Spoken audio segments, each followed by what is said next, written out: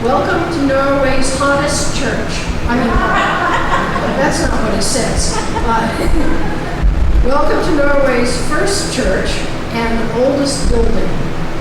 I am most grateful to the Norway Historical Society for inviting me to speak about this church's beautiful windows and the early Norway citizens to whom those windows were dedicated. So to set the stage, I will take you on a quick romp through church building history. This church was gathered in 1799, and at first the congregation met in people's houses. In 1802, the congregation built a small church building which stood right where we are today, on land conveyed by Henry Rust. By 1829, the congregation had grown so much that they outgrew that building.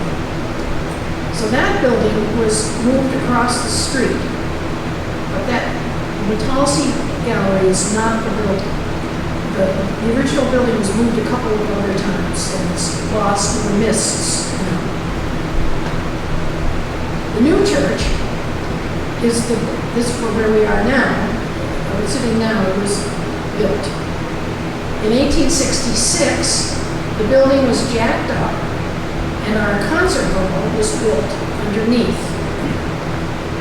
In 1979, church member and contractor Lee Millett built an addition with meeting rooms and office space behind the church. And in 1999, the church's bicentennial, church member and contractor Kevin Fayre built an addition on the south side of the building with an accessible entrance and bathrooms. Up until 1893, the windows on the building were clear, not stained glass. I knew when I was standing here with this fan, I wondered what I would do with my pages, which I like to just put here, and I thought maybe I should just let them go. I'll tuck them under.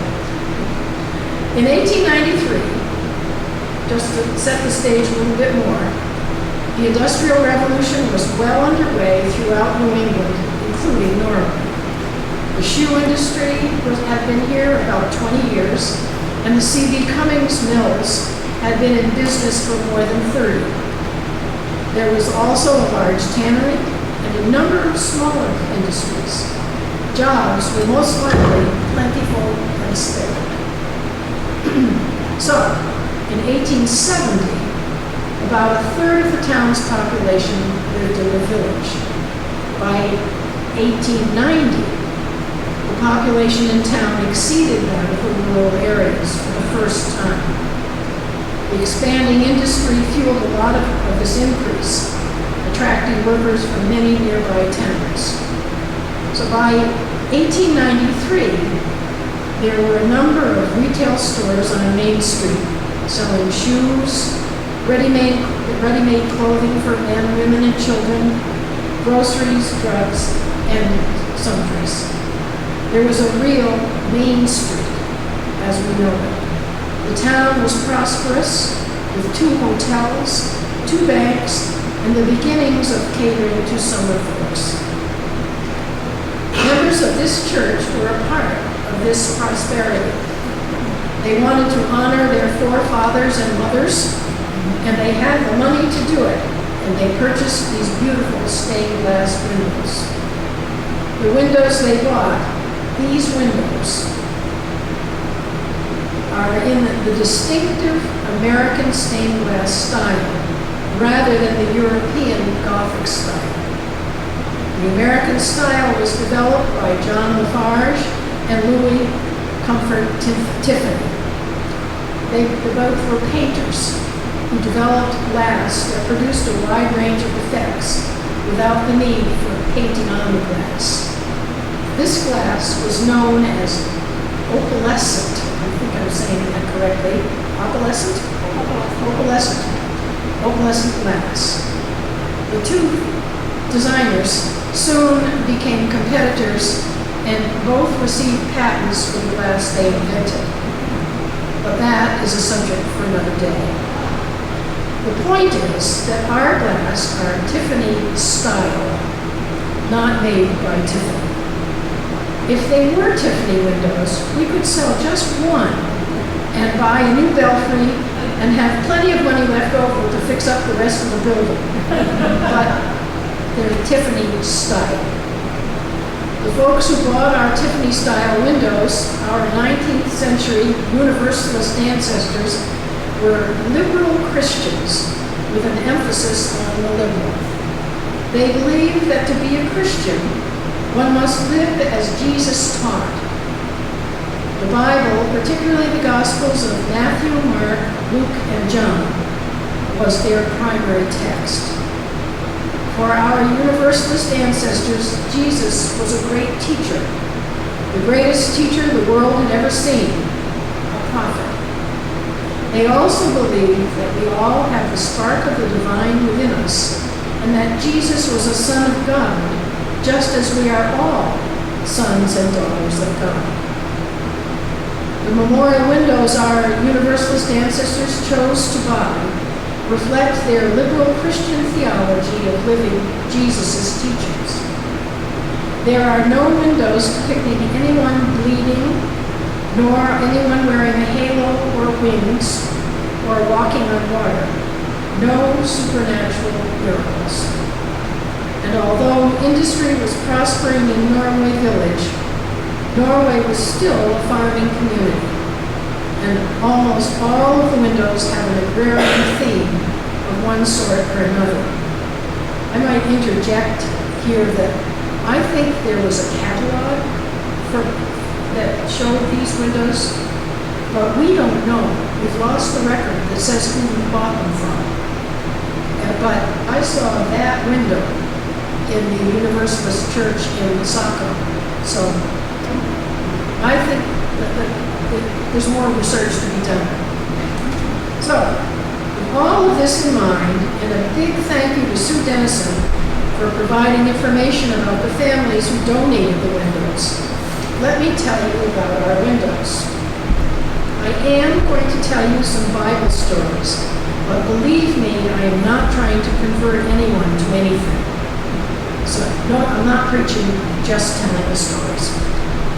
I believe the Bible stories these windows depict are important because they tell so much about the Norway citizens who chose them. And I believe that Bible stories tell us what those Norway citizens considered to be important in life. Remarkably, I have found these windows reveal an awful lot about the Norway citizens of 1893.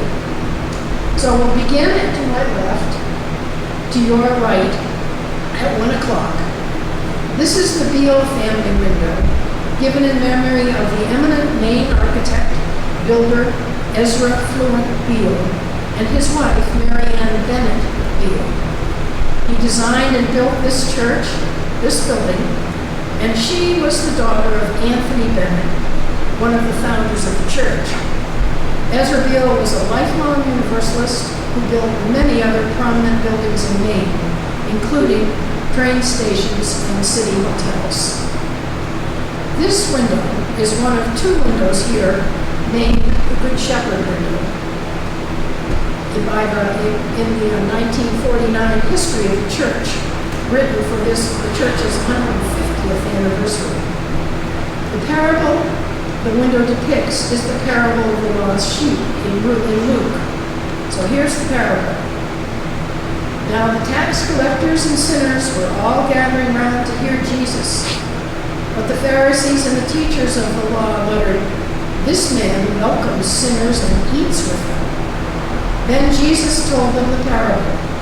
Suppose one of you has 100 sheep and loses one of them. Doesn't he leave the 99 in open country and go after the lost sheep until he finds it? And when he finds it, he joyfully puts it on his shoulders and goes home. Then he calls his friends and neighbors together and says, "Rejoice with me, I have found my lost sheep." I tell you that in the same way, there will be more rejoicing in heaven over one sinner who repents than over 99 righteous persons who do not need to repent. So for me, this is the genesis of our first principle here at this church. We affirm the worth and dignity of every person. Our next window is the cross and crown, given in memory of Ichabod Bartlett. Ichabod Bartlett, a Norway merchant, supplied the lumber to build the second church building on this site, this building, in 1829. The emblem is often interpreted as symbolizing the reward in heaven, the crown, coming after the trials in this life, the cross, as promised in James. Blessed is the one who perseveres under trial, because having stood the test, that person will receive the crown of life. As well as being a church symbol, the crown and cross emblem is also used by the Masons. However, it seems that Ichabod Bartlett does not, because it was not a Mason. He is not mentioned in the local Masonic history. His father, Levi Bartlett, was one of the founders of this church. The message for me is that if you strive to be a good person, your journey toward harmony will be a good one. Next to the crown and cross is the window depicting the parable of the woman at the well, given in memory of Lucius Denison and Adeline C. Denison. Lucius was also a Norway merchant. Lucius and Adeline's daughter, Kate, was the daughter-in-law of the Tuckers, who have the next window down. It's all very incestuous. Here is a little trivia about Lucius Denison. The fountain that is now on the Beale Street side of the town office, and I have not gone to look at this one, was originally in Denison's front yard on Main Street, next to the current Denison Hathaway House. In 1863 newspaper article reports, and this is the quote, Lucius Denison of Norway has a fountain near his residence filled with brook trout. Some of them have been in the fountain 3 years and weigh 2.5 pounds. The fish are very tame and are the pets of the village. Good trivia, huh? The woman at the well is a fairly long story in the 4th chapter of John. So I will give you a synopsis. Jesus and the disciples were traveling through Samaria to go from Judea back home to Galilee. The disciples set out to buy some food, and Jesus stayed at the well. Depending on which translation you read, Jesus orders or asks a Samaritan woman to get him a drink. As one Bible scholar put it, Jesus and the Samaritan woman's banter about the water is, here's the quote, spiced with what the early gospel readers would have recognized to be sexually suggestive. References to wells and cisterns, fountains, and living water, especially when discussed by a man and a woman at a well, are overflowing with innuendo. However, I don't think our Norway ancestors knew this. Knowing that the Samaritans were rivals of the Jews of Galilee, our Norway ancestors would have seen Jesus' teaching, his message of love and kindness to a person whom some might consider unworthy as both a woman and a Samaritan. Yet for Jesus, she was worthy, everyone was worthy, to receive his message and become a convert. The next one, the sheaf of grain that you see on the next window, was and still is a symbol of immortality and resurrection. Sheaves of grain were revered in ancient cultures and in the Bible as good examples of nature's miraculous cycle of life. This is the Tucker window, given in memory of Mr. and Mrs. Benjamin Tucker and their daughter, Melissa Tucker. Mrs. Tucker was Sarah. Their daughter, Sarah Melissa, is named after her. So Sarah Melissa died the third. Benjamin Tucker Jr. is the second Benjamin Tucker in Norway. His harness shop was where the 290 Main Street restaurant is today.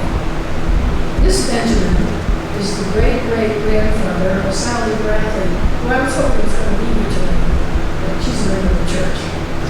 Jesus drew the parable of the sheaf of grain in John from everyday circumstances of life. His rural audience could easily understand the principle of resurrection produced by dead seeds sown into the earth. Jesus uses the metaphor of the grain of wheat, which seems to die, but when planted comes back to life. The idea is that we must let our selfish selves die in order to live a better life and attain the kingdom of God on earth. Stated another way, he is suggesting that we must first allow our current convictions and ideas about the world to die, to be shed, before we can be reborn with a purer, more virtuous self that is stronger than the original. Facing the front of the church, in 1949, church history names the window on the left. If you all would like to stand up and just stretch a little, look at that one. The window on the left is called "A Little Child Shall Lead Them." This window is in memory of Barty Hathaway, the only child of Charles L. Hathaway, a Norway-Paris. He is the Hathaway of the Denison Hathaway House. Barty was not quite 9 when she died. And the Bible references from Isaiah. The wolf, here's the quote, "The wolf also shall dwell within the lamb, and the leopard shall lie down with the kid, and the calf and the young lion and the fatling together, and the little child shall lead them." In this section of Isaiah, the Israelites are wandering in exile, and Isaiah is describing what the restored kingdom of Israel will be like when the Messiah comes.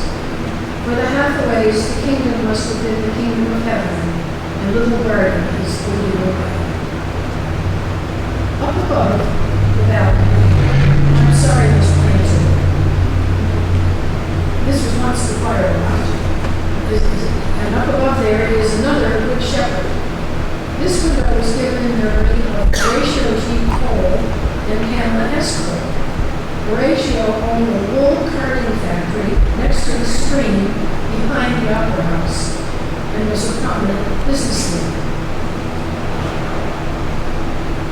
The second good shepherd parable is found in John.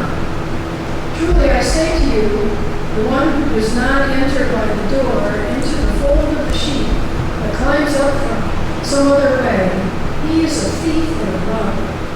But the one who enters by the door is the shepherd of the sheep. To him the doorkeeper opens, and the sheep listen to his voice, and he calls his own sheep by name and leads them out. When he puts all his own sheep outside, he goes ahead of them, and the sheep follow him because they know his voice. However, a stranger they simply will not follow, but will flee from him, because they do not know the voice of strangers." Jesus told them this figure of speech, but they did not understand what the things which he was saying to them. This apparently was happened often with the disciples not understanding what Jesus was talking about. They don't get it. In the next few verses, he is more blunt. He says, "Okay, I'm the good shepherd.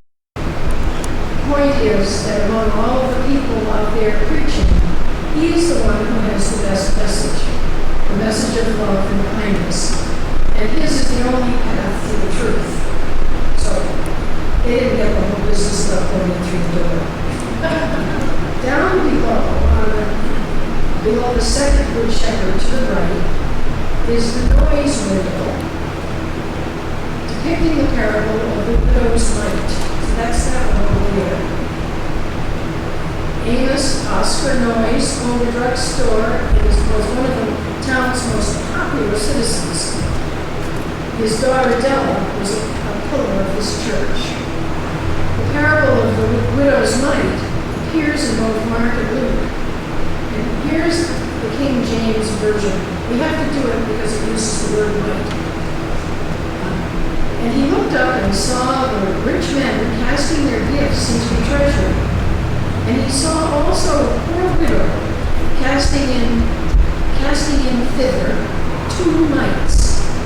And he said, of a truth I say unto you, that this poor widow hath cast in more than they all. For all of these out of their abundance cast in unto the offerings of God. But she of her penury hath cast in all the living that she had. So mites were the pennies of England in the 1600s, the time of the King James translation. The rich man gave a lot of money, but the widow gave all that she could. The lesson, I believe, for our Norway ancestors from this parable is that generosity is measured by what is in your heart rather than what is in your bank account.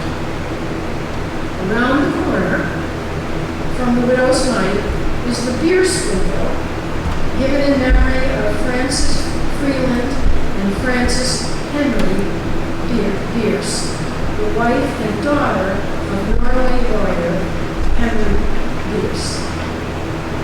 Both women died young. Frances F., the wife, when she was in her 30s, and Frances H., the daughter, when she was a college freshman in 1883. Henry Bierce was an officer of both the Norway National Bank and the Norway Savings Bank, and he was captured and held 7 months during the Civil War. Henry's obituary says that Henry never recovered from his daughter's death, and he died a year later. The daughter's funeral was held at this church conducted by Reverend Carolyn Angel, and I fear the window maker made an error and spelled their names with I's rather than E's, because women named Francis as E.S., and the I's had been scratched out. Poor Henry, he had a tough life. Gardens in the Bible, especially the Garden of Eden, symbolize paradise, and I am sure this is what this garden represents. I found no reference for the little couplet. They leave behind all earthly care and strife, and lying down to rest awake into eternal life. But maybe Henry wrote it himself. Next is the solar window, given as a memorial window by the Shackley family. This family was probably Ebenezer Shackley and his descendants. Eben the Elder was a merchant at this end of town with a store which he ran for more than 40 years across from Pleasant Street. He built a house a short way up Pleasant Street. His son was also Eben, and the 1914 obituary for Eben the Younger notes his religious preference was Universalist. The parable of the sower in Matthew 13 says a farmer went out to sow his seed. As he was scattering the seed, some fell along the path, and the birds came up and ate it. Some fell on rocky places where it did not have much soil. It sprang up quickly because the soil was shallow. But when the sun came out, the plants were scorched, and they withered because they had no root. Other seed fell among the thorns, which grew up and choked the plants. Still other seed fell on good soil, where it produced a crop 160 or 30 times what was sown. Whoever has ears, let them hear. The disciples, once again, don't understand the parable, and Jesus gives them further explanation. Those hearing Jesus' message of love and kindness are to be thought of as the soil. Those who hear his message with an open heart are fertile soil and understand his message. They will prove it by how they live their lives. Next, the Cummings window, the light of the world, is given in memory of Charles S. Cummings and Ella Cummings. They are ancestors of Brad Cummings, who did last month's program and who is sitting right there. Charles was the son of C.D. Cummings, owner of the woodmill, and was bookkeeper for the business. He also helped manage this church's business affairs. We find the Bible reference for this window in John. When Jesus spoke again to the people, he said, "I am the light of the world. Whoever follows me will never walk in darkness, but will have the light of life." In the Bible, light is always a symbol of holiness, goodness, knowledge, wisdom, grace, hope, and spiritual revelation.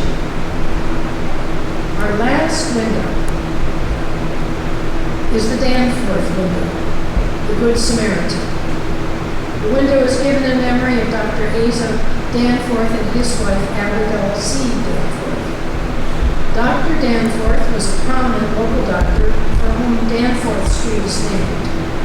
And Asa Danforth lived and had his office in the brick house next to the post office. And he was on the committee that oversaw building the new church building in 1829, this building. You will remember the story of the Good Samaritan. A lawyer asked Jesus, "Who's my neighbor?" And Jesus tells him this story as recounted in Luke. In reply, Jesus said, "A man was going down from Jerusalem to Jericho when he was attacked by robbers. They stripped him of his clothes, beat him, and went away, leaving him half dead.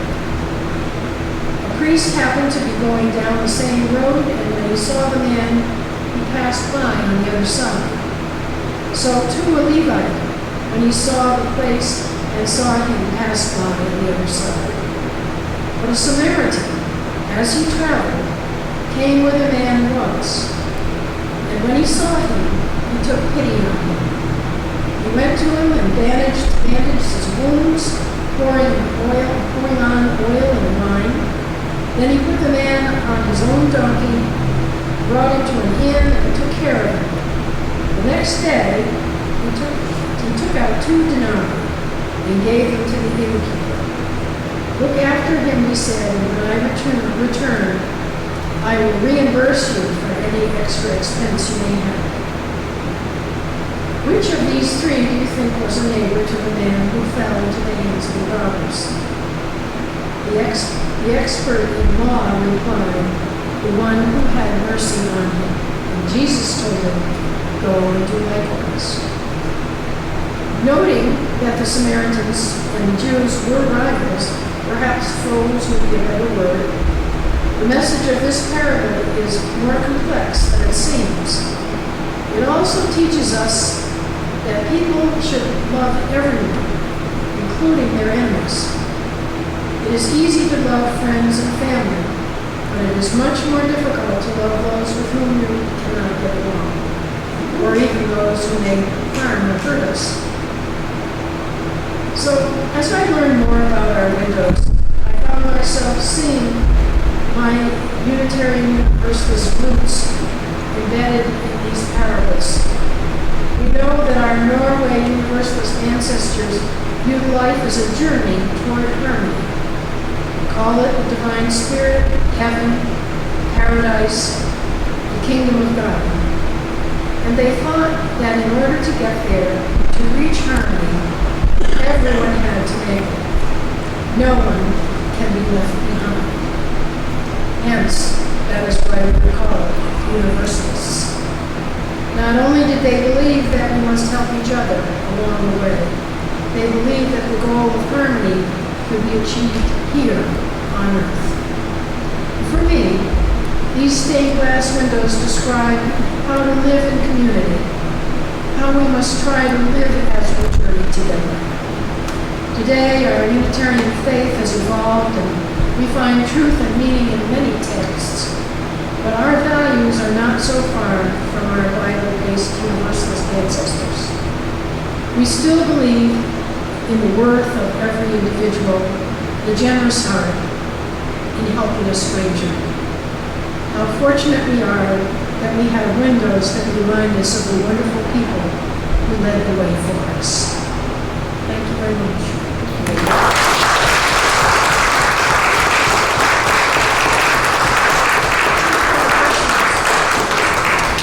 I take questions, but I'm sure I've told you everything I know. Joan? I'm just curious, it must have been a pretty big deal when these windows were installed. And I don't know if you or Sue found anything in the Advertiser Democrat. I mean, you would have thought there would have been some article that would have talked about it. Yeah, we couldn't find a dedication ceremony. When we found one in the Advertiser Democrat for when the concert hall was dedicated, and there was a service and everything. Lots of people came, but we couldn't. Am I answering right or Sue? That's right. We didn't find. It is unbelievable. These windows didn't mention anything. There's no mention in the paper other than the Universalist put in pretty stained glass windows. That's it. Nothing, no big ceremony. Yeah. I noticed that to the left of each window is some kind of a nodule. What is that? Did something hang in there? That little black left. Possibly a flag? I think those were gas lights. I think there was something that stuck in it and hung out. Okay. Somebody told me that. I could be wrong. That's what I think. That little bracket next to the window. Lights behind you, actual lights. This is natural light. Natural light. I know over in West Paris they put a big spotlight on their beautiful, the most beautiful window at night, so people can see it from the outside. But we don't. So these are. You'll have to come back on a sunny day and see it. Fayre, it's really beautiful at Christmas when the building is lit on the inside and outside it's dark, and these windows just look amazing at Christmas time. How are they maintained? Maintained? Well, I mean, is it a Windex and a rag, or do they get spot? I think they get dusted. The only one that I know that has ever been repaired is this one. And you can see one of the lamps is a different color. Right. And we do have the receipt from the company that repaired it, but it was not the company that that manufactured these windows. So I'm on a quest. I want to know what the company was. Over in the West Paris Church, one of the windows has in tiny writing something the Bell Company of Boston. And so we may know where theirs came from. But I haven't found anything like that on these windows. They're so lovely. Over at the Hebron Baptist Church, there's a lovely little window in the side of their foyer that was put in place as a donation from the workers who installed the windows in the main sanctuary. It's really cool, and it says the name of the company and the workers. And that's does West Paris Church. They have that sort of the thing? workers also who built the building and installed the windows, gave a window. But we didn't find that here. We just bought ours.